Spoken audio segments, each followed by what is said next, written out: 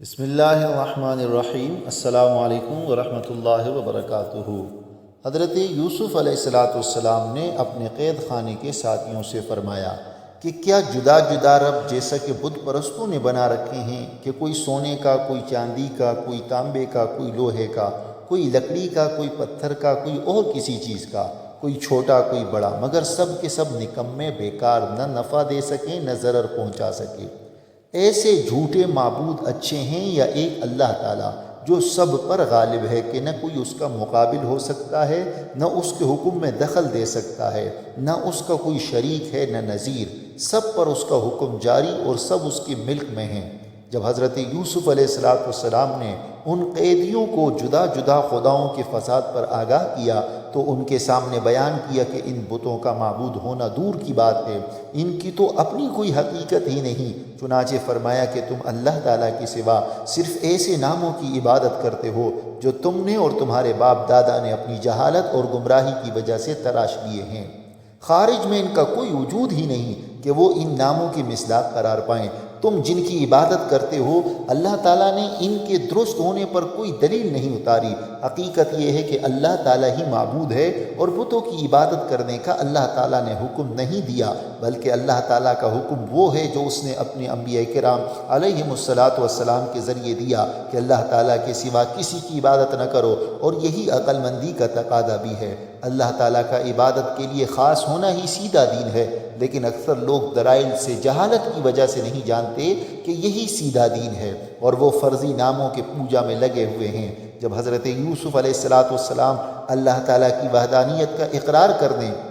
اور صرف اللہ تعالیٰ کی عبادت کرنے کی دعوت دینے سے فارغ ہوئے تو ان کے خواب کی تعبیر بیان فرمائی۔ چنانچہ فرمایا کہ اے قید خانے کے دونوں ساتھیوں، تم میں ایک یعنی بادشاہ کو شراب پلانے والا تو اپنے عہدے پر بحال کیا جائے گا اور پہلے کی طرح بادشاہ کو شراب پلائے گا، اور 3 خوشے جو خواب میں بیان کیے گئے ہیں اس سے مراد 3 دن ہے، وہ اتنے ہی دن قید خانے میں رہے گا، پھر بادشاہ اس کو بلا لے گا، اور جہاں تک دوسرے یعنی کچن کے انچارج کا تعلق ہے تو اسے سولی دی جائے گی، پھر پرندے اس کا سر کھا لیں گے۔ حضرت عبداللہ ابن مسعود رضی اللہ تعالیٰ عنہ فرماتے ہیں کہ تعبیر سن کر ان دونوں نے حضرت یوسف علیہ السلام سے کہا کہ خواب تو ہم نے کچھ بھی نہیں دیکھا، ہم تو ہنسی کر رہے تھے۔ حضرت یوسف علیہ السلام نے فرمایا کہ اس کام کا فیصلہ ہو چکا ہے جس کے بارے میں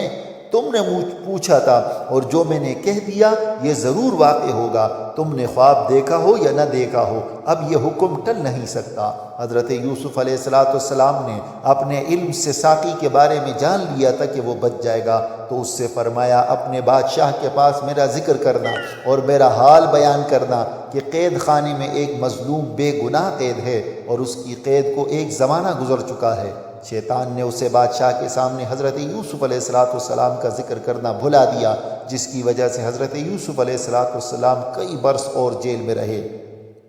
اکثر مفسرین اس طرف ہیں کہ اس واقعے کے بعد حضرت یوسف علیہ السلام 7 برس اور قید میں رہے اور 5 برس پہلے رہ چکے تھے۔ اس مدت کے گزرنے کے بعد جب اللہ تعالیٰ کو حضرت یوسف علیہ السلام کا قید سے نکالنا منظور ہوا تو مصر کے شاہ اعظم ریان بن ولید نے ایک عجیب خواب دیکھا جس سے اس کو بہت پریشانی ہوئی، اور اس نے ملک کے جادوگروں اور کاہنوں اور تعبیر دینے والوں کو جمع کر کے ان سے اپنا خواب بیان کیا، اور بادشاہ نے کہا میں نے خواب میں 7 موٹی گائیں دیکھیں جنہیں 7 دبلی پتلی گائیں کھا رہی ہیں، اور 7 سرسبز بالیاں اور دوسری خشک بالیاں دیکھیں۔ اے درباریوں، اگر تم خوابوں کی تعبیر جانتے ہو تو میرے خواب کے بارے میں مجھے جواب دو۔ انہوں نے کہا یہ جھوٹے خواب ہیں اور ہم ایسے خوابوں کی تعبیر نہیں جانتے۔ اور 2 قیدیوں میں سے بچ جانے والے نے کہا، اور اسے ایک مدت کے بعد یاد آیا میں تمہیں اس کی تعبیر بتاؤں گا، تو مجھے یوسف کے پاس بھیج دو۔ شراب پلانے والا کہ جس نے اپنے ساتھی کچن کے انچارج کی ہلاکت کے بعد قید سے نجات پائی تھی، اور اسے ایک مدت کے بعد یاد آیا تھا کہ حضرت یوسف یوسف علیہ السلام نے اس سے فرمایا تھا کہ اپنے آقا کے سامنے میرا ذکر کرنا، اس نے کہا میں تمہیں اس کی تعبیر بتاؤں گا، تم مجھے قید خانے میں بھیج دو، وہاں خواب کی تعبیر کے ایک عالم ہے۔ چنانچہ بادشاہ نے اسے بھیج دیا اور وہ قید خانے میں پہنچ کر حضرت یوسف علیہ السلام کی خدمت میں عرض کرنے لگا، اے یوسف، اے صدیق، ہمارے بادشاہ نے خواب دیکھا ہے کہ 7 موٹی گائیں ہیں جنہیں 7 دبلی گائیں کھا رہی تھیں، اور 7 سرسبز بالیاں ہیں اور دوسری خشک بالیاں۔ ملک کے تمام علماء و حکماء اس کی تعبیر بتانے سے عاجز رہیں۔ حضرت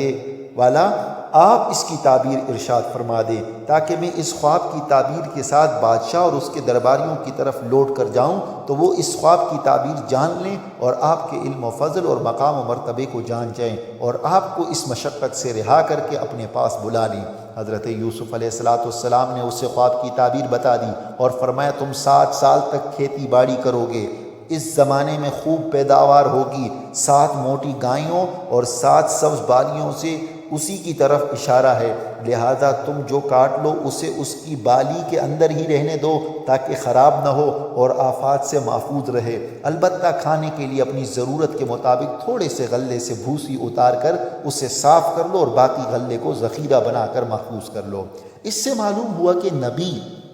دنیاوی اور دینی تمام رازوں سے خبردار ہوتے ہیں، کیونکہ حضرت یوسف علیہ السلام نے کاشتکاری کا ایسا قاعدہ بیان فرمایا جو کامل کاشتکار کو ہی معلوم ہوتا ہے کہ بالی یا بھوسے میں گندم کی حفاظت ہے۔ پھر حضرت یوسف علیہ السلام کا بادشاہ مصر سے فرمانا کہ مجھے خزانے سپرد کر دو اور پھر تمام دنیا میں غلہ کی تقسیم کا بہترین انتظام فرمانا، اس سب سے پتہ چلا کہ نبی سلطنت کرنا بغیر سیکھے ہوئے جانتے ہیں، ان کا علم صرف شرعی مسائل میں محدود نہیں ہوتا، اور یوں بھی کہہ سکتے ہیں کہ امور سلطنت چلانا بھی دین میں داخل ہیں۔